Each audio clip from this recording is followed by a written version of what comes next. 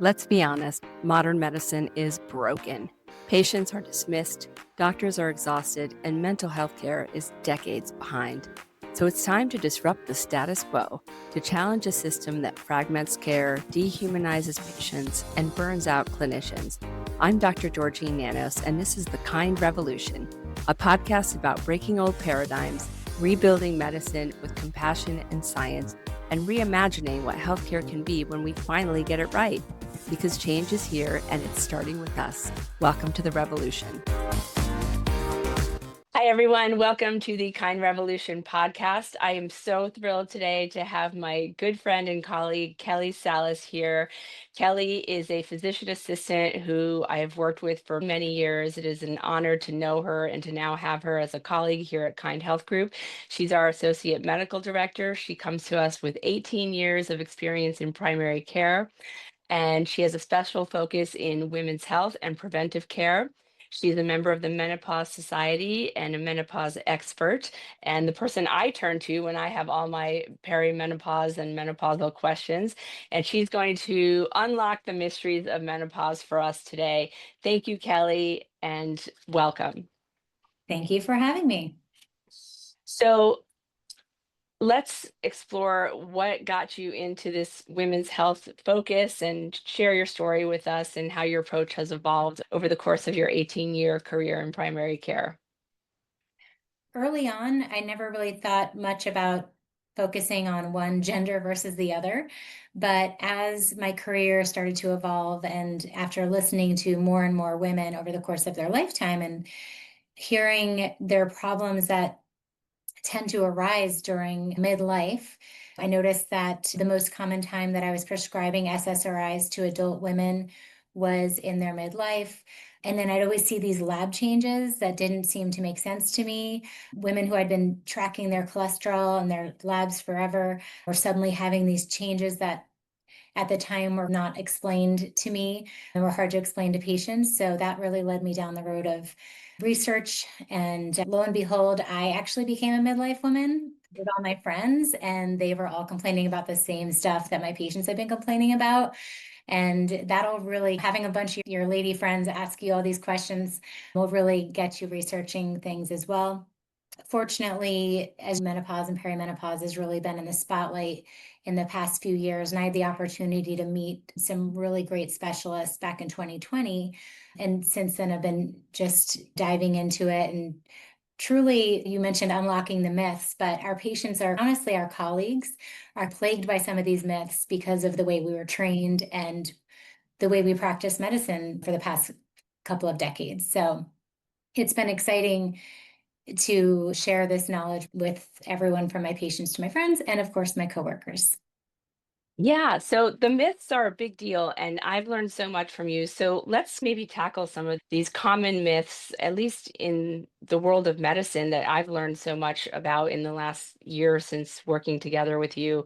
One of the things that I learned was that women aren't supposed to get hormones because it increases all these other risks of other disease states.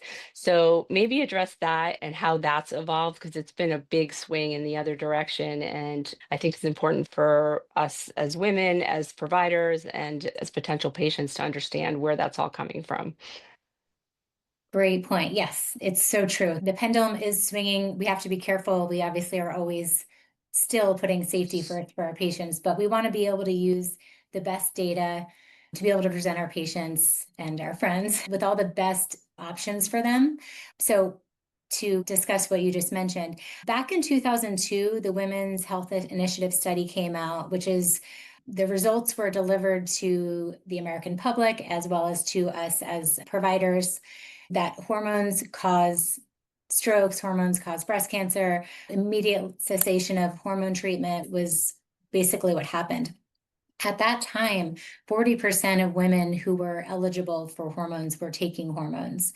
And so this is a lot of women who are now taking off the hormones. So that's the time frame that we did our training, right? So that's where that started. And what we've seen is that looking at that data more closely, we can extrapolate which patients do have that high risk and which patients do not. And for the patients who do not have high risk for those ailments, they may actually receive quite a bit of benefit from hormones. Hormone therapy, menopause and for perimenopause was never utilized for essentially about 20 years. And now we're starting to say, okay, maybe it's not bad for everybody. Maybe it's actually really good for most women. And we just need to make sure that we're doing a thorough history with our patients to tease that out. And then we can really have that risk benefit conversation with the patient. I think patients need to be empowered with the information. They may take a higher risk than you or I would be comfortable with, as long as they're educated and they have a provider who's educated on the risk and the benefit. That conversation can be had, that decision can be made, but it should never be something completely withheld and just not discussed with the patient. So I think that's what's evolved over recent years, is that women are coming in wanting the discussion. And now we have a shortage of providers who are up to date on the more recent findings and analysis of that WHI data. And so there's like a disconnect. So that's one of those things that gets me fired up and makes me want to really just help as many women as possible who haven't been able to receive that type of information. One of the things you mentioned was increased risk of morbidity or mortality. And when we look at the data more closely, what we see is that when this study was done, the average age of a woman who entered this study was over 60 years old. She was, I believe, 63 years old. So this is a woman who went through menopause potentially more than a decade ago, who's now starting hormone therapy. That patient has a lot different risk than the patient who was started early on in menopause. So let's say you take a person who had their final period at age 50 and they come to see you at 51. That woman has not had the effects of diminished estrogen yet. And so their cardiovascular risk has not increased from the estrogen deficiency yet. Their osteoporosis has not set in yet, this type of thing. And so what the studies have shown, that those younger patients who start within the first decade after menopause onset are actually safe to start hormones. Okay, this isn't obviously a blanket statement. This is not medical advice. This is just for a particular person. This is still something that needs to be discussed individually, but we can't put these two groups of patients into the same category. We can't say it's not safe for you and therefore it's not safe for you. We know that women who start hormones after 10 years postmenopause or over the age of 60 are going to be at higher risk for cardiovascular disease. We also know that women who start early have a decreased risk. And that's because of the effects that estrogen has on the endothelial lining, the blood vessels. We know that it has a protective, there's protection there. And so that's what some of the myths are based on, generalized information that is not personalized. And never in medicine do we do that. Every time a patient comes in and we see an abnormality, we don't do anything reflexively. We're always thinking about risks, benefits, what the patient wants, what the patient's priorities are, right? So that's where I'm coming from with that decision. As far as breast cancer, that's another one of those parts of the study that we can tease out and find patients who are at higher risk and should not be put on hormones, and patients who are very low risk. And those patients should be counseled on the slightly increased risk, but they may be okay with that, getting their annual mammograms. They shouldn't be denied that care. And then the cardiac piece is something that I have learned from you, and in diving more into this, I think that's a huge piece of the puzzle that a lot of women don't know, and a lot of doctors and providers don't know as well. And let's talk a little bit about how cardiac risk evolves in midlife and how the hormones can be protective there, because I think that's something that's important for women to understand, especially the fact that heart disease is the number one killer of women more than all cancers combined. That's a fact that I think is lost on many people, how important this cardioprotective approach is. Yeah, so if you take a look at the women who have been studied who had premature menopause, either from surgery or premature ovarian insufficiency, so surgery, women who had a hysterectomy with the ovaries removed. So those women, they have a much higher cardiovascular risk because they were deprived of estrogen at an earlier age. So when we're treating those women, we actually use a higher dose of estrogen that's more physiologic rather than just a menopausal dose. But those studies, really, the reason I'm mentioning it is because I really feel like it highlights the importance of estrogen as a cardioprotective factor in the body. So why does the increased risk occur? I think there needs to be a lot more research in that area, but it's truly multifactorial. If you think about what we see in the perimenopause and menopausal period metabolically, we're seeing that there's an increased fat mass. We're seeing decreased lean muscle mass. We're seeing body fat redistribution. That redistribution is occurring in the visceral organs. So we're having visceral fat and not just subcutaneous fat. This is contributing to that abdominal adiposity or that weight gain in the abdomen. This type of fat is the dangerous kind. This is associated with increased cardiovascular risk, increased cholesterol. It's associated with insulin resistance. And so this redistribution and change in body composition is not just something that is, quite frankly, annoying and irritating for our patients who don't like the way that it looks, but it's also dangerous. And it's possible that we're able to interfere with that when we utilize hormone therapy and also other things. There's a lot of ways that we treat menopause and perimenopause. It's not just hormones.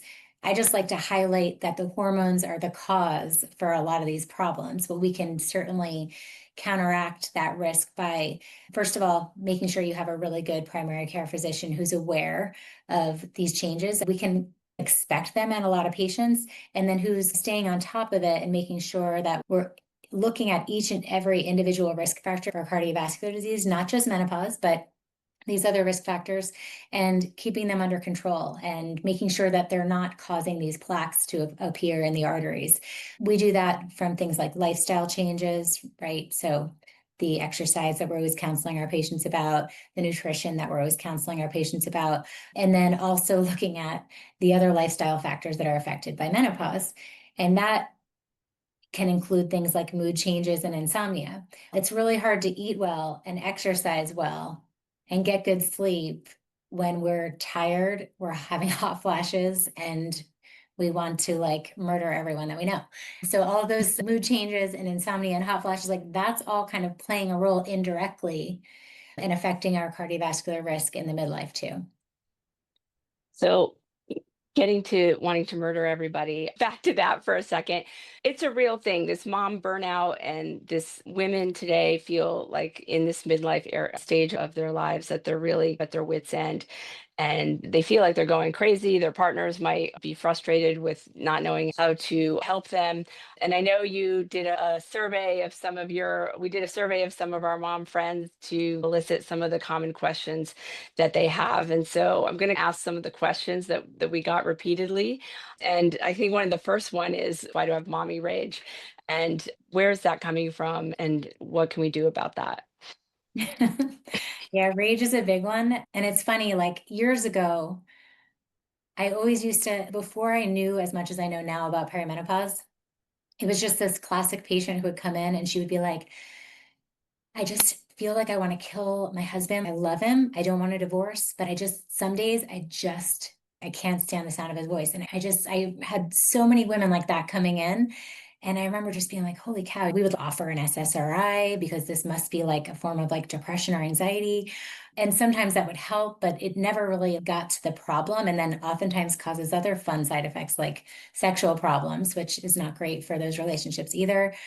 Anyway, so yes, that woman with the rage, it's real. And it's actually really, we feel bad for our spouses and our kids who have to deal with it, but it's really hard to be that person because it's like you're having an out of body experience. The person's really distressed by it. Like we laugh about it with our girlfriends, but really when I see patients on a one-on-one basis, they're really distressed by it. And when I talk to husbands, they're upset about it. They don't recognize their wife. It's just awful. Anyway, that is what I see all the time. So I'm not surprised we heard that a bunch from the group of ladies that we interviewed. The reason is, of course, a hormone change. The most hormone receptors in the body are actually in the brain. And the decrease in estrogen directly affects our central nervous system neurotransmitters. So there's a disruption. And when I talk about neurotransmitters, a lot of our listeners have probably heard of serotonin because serotonin is something that's commonly discussed when we talk about a common antidepressant class called the SSRIs. But that shift in serotonin is affecting our ability to handle mood regulation. Normally irritating to us, we can regulate our system to be able to be more tolerant and to be less rage filled, and we're just able to be a little bit more balanced. But when we are in the middle of one of these fluctuations or really decreased hormone states, nearly impossible. You really have to give yourself a timeout. And so what we're seeing is that women during perimenopause, so this is the time period, just to create a definition, perimenopause is, of course, the time around menopause. It's mostly that time period, say 4 to 10 years before your last period. During that time period is when we really see the most mood symptoms and rage. Women are in their 40s are a lot of the times in the thick of it with parenting. They're not menopausal, so they're like, what the heck is going on? They almost just feel like they're going crazy or losing it.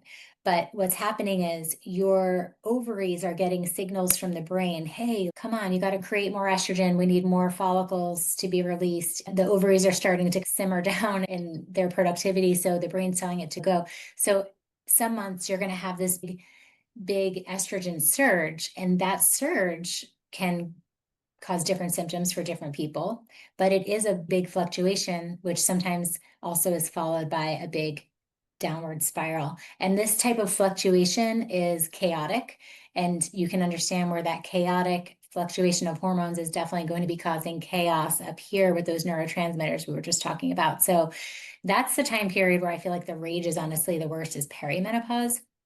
After menopause, you're in a low estrogen state. So mood is definitely an issue, but it's not going to be as unpredictable. And so it's usually a little less distressful for patients. And sometimes these patients are also not in the thick of it as far as parenting and whatnot. But I will say it's the reason why it's one of the number one complaints too is women are in like the prime of their lives at this point. They're usually climbing in their career or even at the top of their career. Their kids are expecting or needing a lot from them. It's not just like dirty diapers, it's like a lot of really big stuff that happens during adolescence with children. And so there's a lot on their plate, and it's exactly when their plate is like doing this. And so it just creates chaos for the woman and in the home. And of course, that never creates peace. It's really difficult. So, with that being said, of course, there are solutions. I think a lot of women just honestly feel better knowing it's their hormones and that they're not going crazy. But we also have to talk about solutions. And for that perimenopausal woman, some of it is just like empathizing, creating this facts around this time period and what's happening, and then also like guiding her to understand the warning signs or what's coming, talking to her spouse and saying, hey, this is what's going on inside my body. Let's try to get through this together. So that's one of the things. Also, just looking out for potentially new diagnosis of things like depression or anxiety.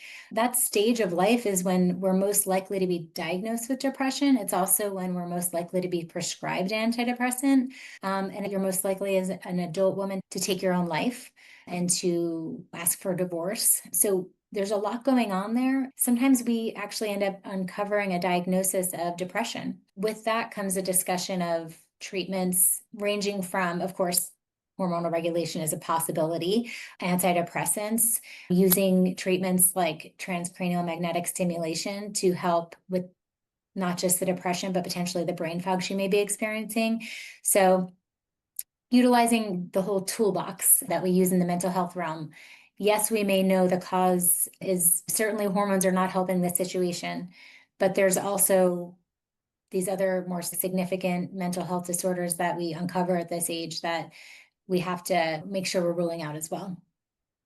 Yeah, that's so important to address. And I think, yeah, it is there are so many. I think the validation is so important, and that's what a lot of women need to hear. There's a real physiologic, biologic reason that these things are happening. It's not like all of a sudden you've snapped and you've gone crazy, which is what a lot of women feel like, a lot of men interpret, and that's just not the case. The other thing that I think having all these solutions, a lot of these are new to some people, especially the transcranial magnetic stimulation or TMS. And that's just a really safe approach for women that a lot of women may not have heard of before. Can you talk a little bit about that and what that looks like and how that complements maybe the HRT? Yeah, absolutely. So the way the transcranial magnetic stimulation works is it's going to help with remodeling, or it's going to help with the pathway. So what's being disrupted are the pathways in the brain where the neurotransmission is occurring. And so while estrogen is certainly affecting, those pathways can sometimes be treated without medication. And it can be treated with transcranial magnetic stimulation. So TMS uses magnetic field energy Thank to you. help improve neuroplasticity in the brain. EMS is going to use this electromagnetic energy to penetrate the brain to stimulate those same pathways. And when those pathways receive that energy, you're able to utilize them better. So some of us, especially who've been maybe experiencing some mental health symptoms for longer periods of time, these pathways set in your ways. Whatever happens, you're going right to this place of being very irritated, or going right to this place of being highly anxious. By stimulating the pathways in that region of the brain. Allows us to cope better. And that's the thing I love about TMS is that it's really building that resilience and allows us to handle all the stuff that's coming our way in a much more positive manner and a much more productive way. It's really improving our executive function in a way that's non-invasive without the use of medication. It's super safe. So that's an exciting option to have. Let's get to one of our other girlfriend questions. Why do I have no sex drive, don't want to have any sex at all, and have lots of vaginal dryness and sex hurts? Not funny. This is actually a serious, Yes. but it is so common. This is girlfriend talk here. So when we talk about hormones, we're using the word estrogen a lot, but it's actually a lot of our hormones that are affected by perimenopause. And so you've got estrogen, you've got testosterone also produced by our ovaries, and then you've got progesterone as well. All of these hormones are in flux. And so these hormones are playing a role in our sex drive, but they're also playing a role on the tissues that are in the vagina as well as in the vulva. So that area that surrounds the vaginal opening, that's where you're going to find your urethra, your clitoris. Those are all going to be affected by the decline in estrogen. So the tissues will become less voluminous, create less moisture. And what happens is that sometimes the tissues will actually atrophy and women will have quite a bit of discomfort. Some women have discomfort with things like riding a bike or just going for a walk because the friction is there. And then, of course, intercourse is oftentimes like a no-go after a few years into menopause when those tissues haven't seen estrogen for a few years. So when it comes to the vaginal dryness and the painful intercourse, there's a lot of different causes, but I would say a lot of them can be treated by localized use of hormones to that area. And that is something you want to do sooner than later. And sadly, this is also a problem that is oftentimes not talked about till much later or never. So you'll see a woman who's 60 coming in for her pap smear and hasn't had penetrative intercourse in 5 years. The pap smear is really painful. And you talk to her about it, and she's, yeah, I never really wanted to bring it up, but no, my husband and I, we haven't been able to. It's too painful. And that always breaks my heart. Oh, I wish you were able to bring this up with your provider sooner. So there's a lot we can do. We just need women to talk and we need providers to ask questions. So that's with regards to that. Now, the libido is a whole nother story because it's so multifactorial. So we've already talked about mood, right? For women, mood and libido are tied hand in hand. So if you have a woman who's having problems with mood regulation or who's having new onset depression, it's really going to be hard for that woman to think about sex. So you've got the psychological aspect to it, you've got the relational aspect to it, and then there's the physiologic aspect. We know that these hormones are directly linked to libido. I think everyone can understand how testosterone is linked, but all the hormones are actually linked to libido. So you've got the physiologic, the psychological, and then all the other factors that just affect us as women. Sometimes there's body image issues. We talked about how perimenopause and menopause are affecting a woman's body shape and physical appearance and even skin, right? All these are things that are affecting a woman's body image and sometimes her confidence when it comes to having sex, and that directly affects the libido. So when it comes to libido, it's like let's sit back and have a talk for an hour because we really need to get to the bottom of the issue. And sometimes there's multiple issues that we like to address. Yeah, I always tell women for a man to have an orgasm, it's just like a straight shot. It's a linear progression of events. For Yeah. women, it's all over the map, and there's so much to consider in that realm. Let's talk a little bit about Mona Lisa Touch.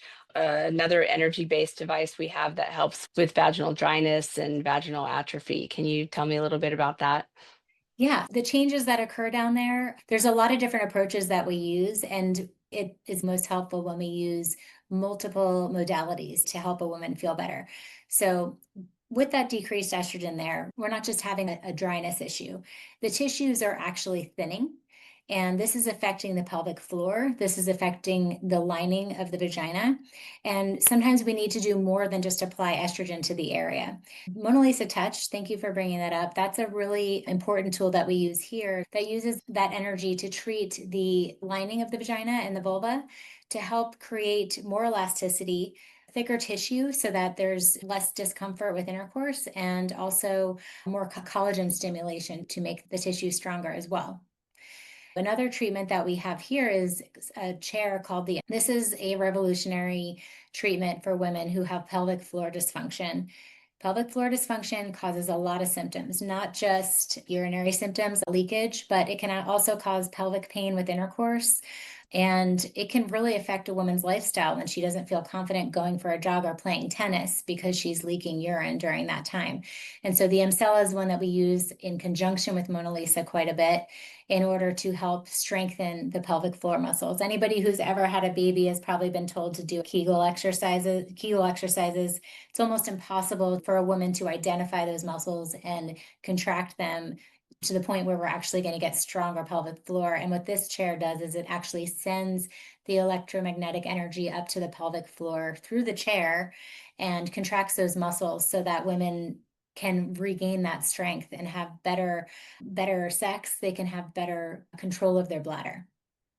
And doesn't it simulate doing 10,000 Kegels in 30 minutes? That's Yeah. wild.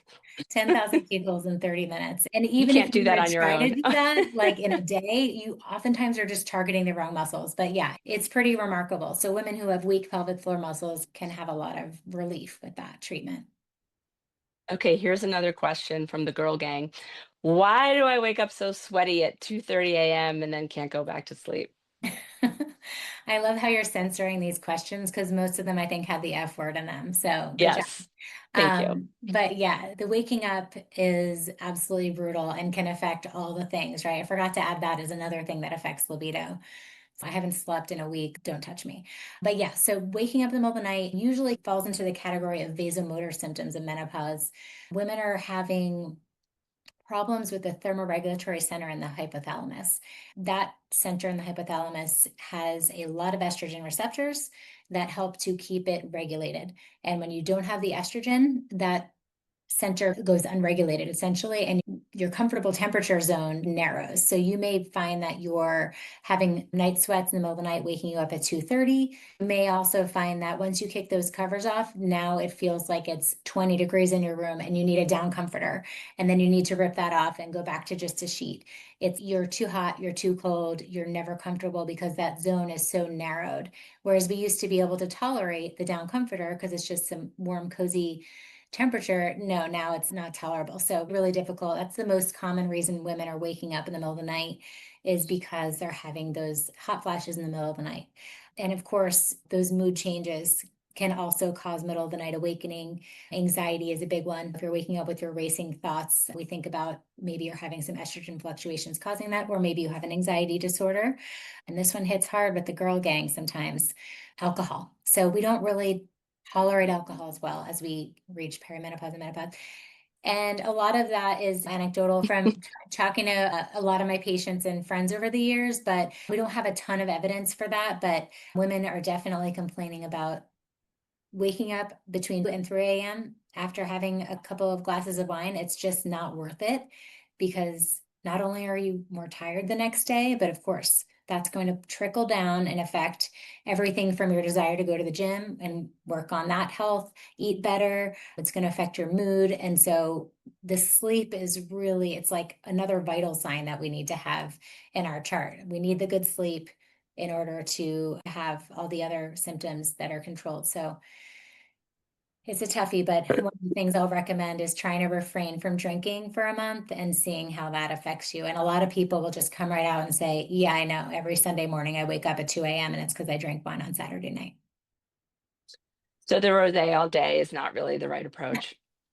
What's funny, I may or may not have done a couple of personal experiments on that and had some rosé all day, but not at night. Okay, rosé Yeah, all day, water all night. that's the And way then, forward. and then you may actually sleep okay. I'm not saying it's a healthy way to go, but yeah.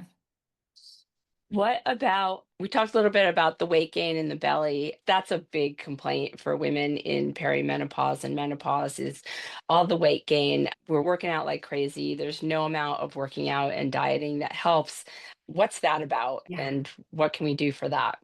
Yeah, I heard somebody coin the term Meno belly.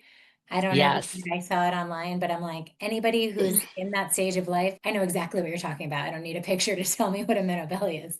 Yeah. It's there. Yeah. And so the hormonal changes are responsible for a lot of that body fat redistribution, the body composition changes, but it's not something that's like a quick fix necessarily with hormones. And so a lot of women will really need to look at other factors that they're going to use for strengthening the muscles, getting rid of that fat. Because a lot of women are not going to their doctors, so they're not even having conversations about prevention. They're dealing with these symptoms like at age 57 when they're still working out every day, having this amazing diet. And other approaches that we use besides using hormone treatment are some of the devices in our office. A lot of my patients will benefit from something called Emsculpt Neo. This is a machine that we can use specifically on the abdominal fat. It works not just on the subcutaneous fat, but also on that visceral fat that we were talking about that increases as estrogen decreases. So that's part of that body fat redistribution. It heads into the visceral organs as well as subcutaneously. So this machine uses high fem energy to penetrate the muscles to stimulate them and make them stronger, but also has energy that burns fat cells. And so we're able to treat that dangerous visceral fat as well as the unsightly subcutaneous fat while strengthening the core muscles. This is something that's really important for our well-being, everything from back pain to honestly, even there's a lot of benefits that we receive from having strong core muscles, and that's just a few of them. What about GLPs? That's all the rage now. How does that come into play during menopause? That's a great question. That might actually be, I'm surprised that wasn't one of the top questions from the ladies. Can I get some GLPs? Medications such as semaglutide and tirzepatide are in this category of medications that's actually been around for quite some time. Initially used for type 2 diabetes, but also now used for weight loss. And when it comes to this stage of life, I love this medication in conjunction with other modalities. It works really well on its own for weight loss. It works even better when we use it in conjunction with modalities that help to burn the fat and strengthen the muscle. This medication really helps to decrease appetite, overall caloric reduction, the amount of calories patients are taking in, has a very good success rate for weight loss. But whenever a patient loses weight, whether it's from Weight Watchers or GLPs or any reason their patients losing weight, they're not just losing fat. The medication or the modality you're using to lose weight does not just attack the fat, it also causes muscle loss. And this is why I'm saying I really like to use regimens that include not just a weight loss treatment, but also a treatment that helps us to keep the muscles strong. And so this M Sculpt is one of the ways that we do that. Also talking to them about lifestyle, right? They may not understand that walking every day is not enough to keep muscles strong. You also have to lift weights. You also have to keep those muscles strong throughout the week. It's like a maintenance program, right? So we utilize the GLPs as a weight loss regimen, and then we counsel patients heavily on keeping our muscles strong. Sometimes those patients are also good candidates for hormones if we think that they're in a good place in their lives for that. And then utilizing some of the machines that we have here to help patients essentially accelerate that muscle strength building and get them set up for success. So these are all, there's so many important topics to address in menopause and perimenopause. And it seems like everyone out there has now dubbed themselves a menopause expert. And that makes it really confusing for women to figure out who to trust and where to get good information. Tell me a little bit about your take on that. So I know there's this wide range. You have physicians who are not part of this menopause revolution, who are still, actually, one of my best friends, she's a psychologist. She went to her doctor recently and was told that hormones are not an option, and she was only offered Paxil for her hot Oh my flash. gosh, that's the worst possible It's option. She's up all night with hot flashes. She runs her own business. She's highly successful. She doesn't have time for sleepless nights and for sweating in the middle of patient or client interactions. She also does podcasts and things like that. And she was offered Paxil, which is not the gold standard for hot flash treatment or insomnia. And it Or can even cause, SSRIs. and what's the True. number one side effect for Paxil? Weight Weight gain. gain. Honestly, it's infuriating because, of course, she's one of my besties. But going back to what you were saying, so we've got providers like that who are just not even willing to consider what the actual guidelines are. Like, go ahead and look on the Menopause Society and see. And then we've got the other Mhm. hand where we've got providers who are not, they're not medical, they don't have a license to practice medicine. And those are usually the places that are not going to be prescribing FDA regulated prescriptions. So these are FDA approved prescriptions. So I believe that bioidentical hormones are fantastic. And there are FDA approved options that are bioidentical. They're available at CVS. They are oftentimes covered by insurance. And these are the types of hormones that we should be using for safety reasons because they've been studied in hundreds of thousands of women. So going to those other providers, sometimes they are not, these are doctors or providers who are not certified to prescribe FDA approved medications. And so they're utilizing hormones that are compounded, that are given via pellets and things like that. Yeah, let's break this down a little bit Okay. more because there's a lot of misinformation out there. And it's so true. It seems like there's two camps. There's the world traditional medicine, your regular primary care OBGYN offices that may not be totally up to speed. And then there's this wellness world out there that's the Wild West. And the two never really meet, and women feel like they have to choose between one or the other and are forced to, like, choose one path. They don't and communicate, I they're just and they going. don't. Right, and I think this is a big problem for all of us, but especially for women. And the idea bioidentical hormones is a term that is really a marketing term that started as a marketing term many years ago. Tell me a little bit about the evolution of bioidentical hormones, what they really mean. And a lot of women think that they can only get that from a wellness provider rather than a traditional doctor. And I think we need to dispel that myth right here. But I understand, I'm not going to beat a woman up for going and seeking out that treatment because she's so uncomfortable and oftentimes not being heard. So there's the traditional medical doctor who is like, oh, that's part of the deal. That's menopause. That happens. You should be through it in a few years. And they're just dismissed. And so then you have Wellness Center, who is a cash pay business, and they're listening and they're specifically treating this. And so I don't blame a woman for going there and seeking care. But ideally, we're going to see safe FDA approved medications that are available that are bioidentical, prescribed by your traditional primary care providers and OBGYNs and other menopause specialists, because that's the way the patient's going to get the holistic care they need. So this other wellness provider, are they looking at their cholesterol? Do they know how to treat hyperlipidemia? Are they aware of all the cardiovascular risk factors this patient may have? They didn't go to medical school or PA school or nurse practitioner school. Are there wellness providers that are really educated and doing a great job in that? Probably. So I'm not here to make any enemies. I just point out that I really think that this group of people, the traditional providers, can really do that thorough job through insurance, through FDA approved medications. So you asked about the evolution. I think I digressed. The evolution of bioidentical hormones and that term, I think that goes way back to that Women's Health Initiative study. Because hormones were instantly determined to be bad, there was this group of women who, all these women who had to go off of hormones right away, and they just became absolutely miserable. And the people who started to pick up the slack for treating these women were not the traditional doctors. They were these other providers, the wellness, I guess we could say, type of providers who were able to seek out other sources of hormones and provide it that way. And I think the term bioidentical maybe was used to make women feel more safe The type of hormones that was used in the WHI were hormones they were not bioidentical. They were actually extracted from horse urine.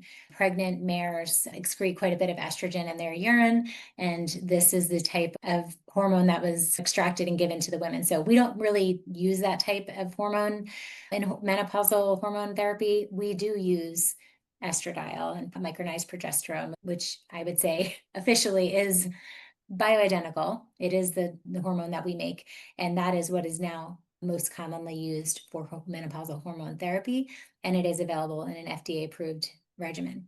So this other side that had been like practicing the Wild West way, I can see why. You've got women who were largely ignored and told to tough it out because doctors didn't want to cause breast cancer and stroke, and I don't blame them either, right? That's what they were told. So you got women who are just really dissatisfied.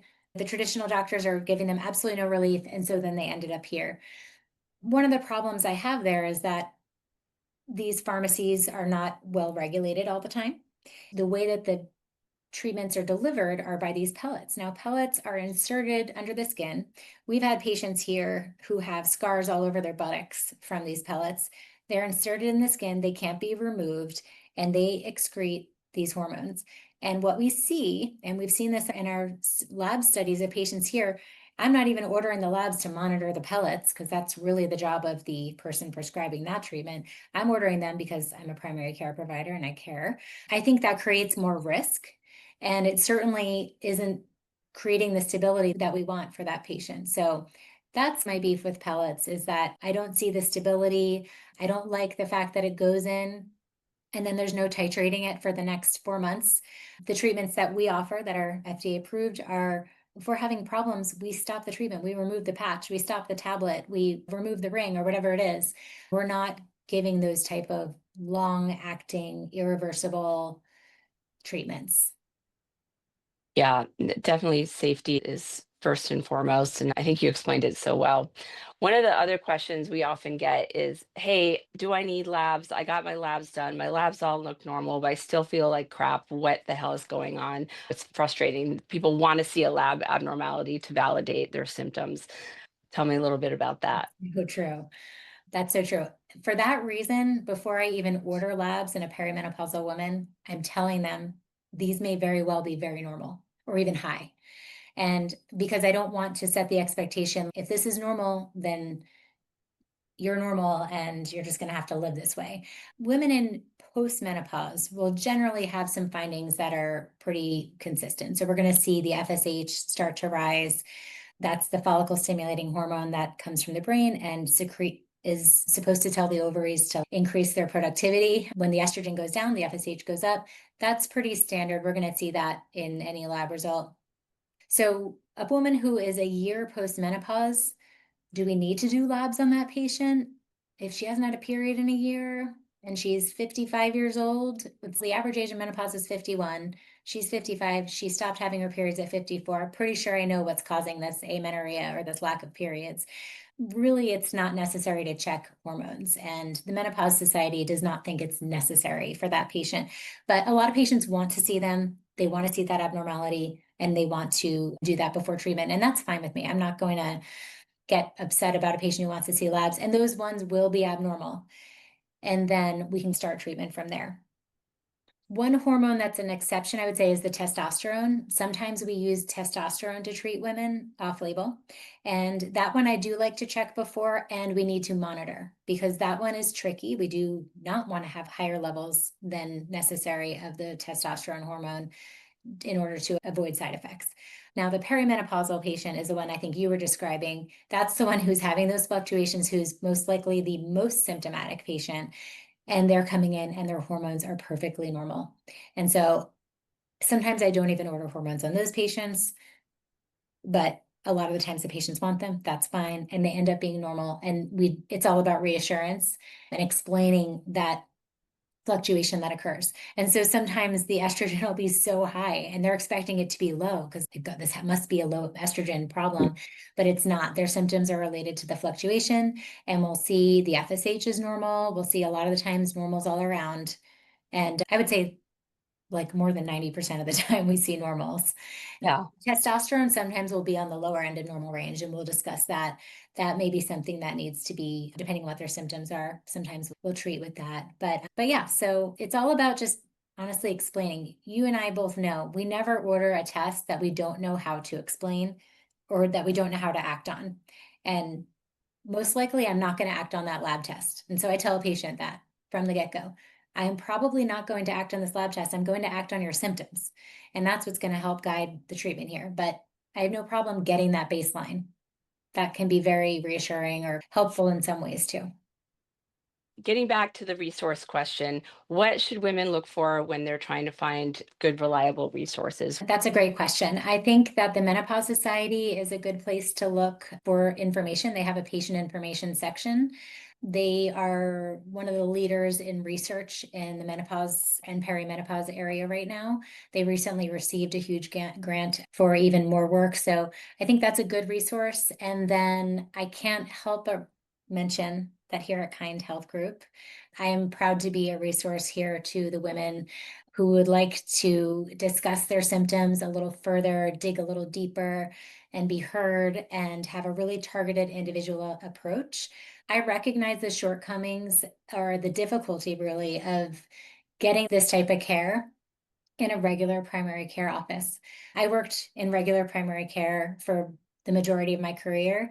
I am really proud of that time. I think I did treat a lot of women with their perimenopause and menopause well. However, there were so many limitations and difficulties with treating these issues because of all the multifactorial factors like we were discussing. So I think it's important to honestly find a provider who has that time. And that is oftentimes just not going to happen in our traditional medical system. So here, I'm able to provide that time, place the necessary orders, explain the results to the patient, come up with a plan after discussing all of the various treatment options, and really take the most holistic approach possible. So I guess my answer for you is I think a woman should try to talk to her primary care provider about it. And if she's not getting anywhere, it's really time to look outside that traditional model and find somebody who's well studied, who's interested in you and the safety of treatment options for you. And I'm proud to be a resource here for women who are looking for that. And I'm available via telemedicine or here in our office in Encinitas, California. And I'm so honored to have you on our team, and it's just a privilege to be able to work with you. And I'm so excited that you can share your knowledge with so many of our patients. To wrap up, I like to end all my podcasts with a little rapid fire question game. So we're going to do Midlife Mom Edition with Kelly Salas. I'm going to ask you some questions, and you just give me your first thing that comes into your mind. Okay. What's your go-to snack for a 3 p.m. energy crash? A go-to snack. So you want something that's got some protein, that's got some fat. I like nuts. Trader Okay. Joe's has great little packets that have nuts with a couple of cranberries in there to give you a little sweetness and some sugar for the extra pep. But that's going to keep you going until dinner time. Okay. Which is harder, teenage drama or hot flashes? Oh my God. How about when they're both happening at the exact same time? Yeah, okay. I Favorite mean, mom, what's your favorite mom superpower that you didn't know I you had until midlife. It goes back to when they're both happening at the same time. I find that I'm able to empathize with my adolescent kids better now that I am in my own hormonal transition and can recognize when I am not in control and need to take my own little time out in the sunroom, close the door. I love And that. I feel like when I see them going through it, it can happen at the dinner table. I see the fuse is just, it's so short. When it comes to who's more empathetic about that, me or my husband, I guarantee my kids would point to me because they may not know everything about menopause. My daughter actually does know a little bit about it, which she'll be extremely well prepared for when the time comes. I think my supermom power with my adolescent kids is that I'm able to empathize with the fluctuating hormonal madness that's happening in my house. Coffee, wine, or dark chocolate? What's your survival staple? Oh, the trifecta. You're going to ask me to choose one? I'm You going get to to go knock with out all three. wine because that affects my sleep and it's not helpful for me. So it's Okay. going to be chocolate in the evening and coffee in the morning. Dream girls trip destination at this stage of life. Oh my goodness. A good friend of mine just came back from Greece, and after seeing some of the photos of the gorgeous waters and everything, that might be next on my list of places to go. Best advice you would give your younger mom self? It is advice I received and didn't listen to, so I might have to really beat it into my younger mom self, which is don't sweat the small stuff. I think when you're a new mom, you sometimes worry about all the wrong things when you start to let stuff go. My mom helped me with that because she was one of 10 and there wasn't time for small stuff. Like you're only going to the doctor if you're dying, that kind of thing. She helped me really focus in on what was important. But I don't know, there's something about being a mom. Sometimes we focus in on some of the little things that in the end, when your kids are grown, you're like, I wish I didn't spend time on that. Yeah, that is so true. If you weren't in medicine, what would you be doing? I love to travel. So I think I'd either be a travel agent or a flight attendant. I would fly my friends all around the world. We used to travel so much when we were younger. And then I'd bring my family along now. I think that's what I would do. What makes you laugh the hardest these days, besides Um, being here? I think I get entertainment on the daily working here with this amazing group of women. And I would have to say my gal pals, they're always the ones making me laugh. There's so many good memes out there right now, especially this whole midlife stuff, just making fun of it and laughing out loud about some of the stuff that is making us crazy. Yeah, laughter is definitely the best medicine, and it definitely holds true here. Thank you so much, Kelly. It has been absolutely wonderful to chat with you, and I know our audience is going to learn so much from this last hour. So thank you again. Thanks for joining the Kind Revolution. If this gave you something real, hope, perspective, or a fresh way to think about health, please share it, subscribe, and pass it on. Medicine won't change on its own, but together we can reimagine it and build something smarter, kinder, and create a system that truly heals. This is the Kind Revolution with Dr. Nanos, where science meets compassion and the future of medicine gets brighter one conversation at a time. Thanks for joining the revolution.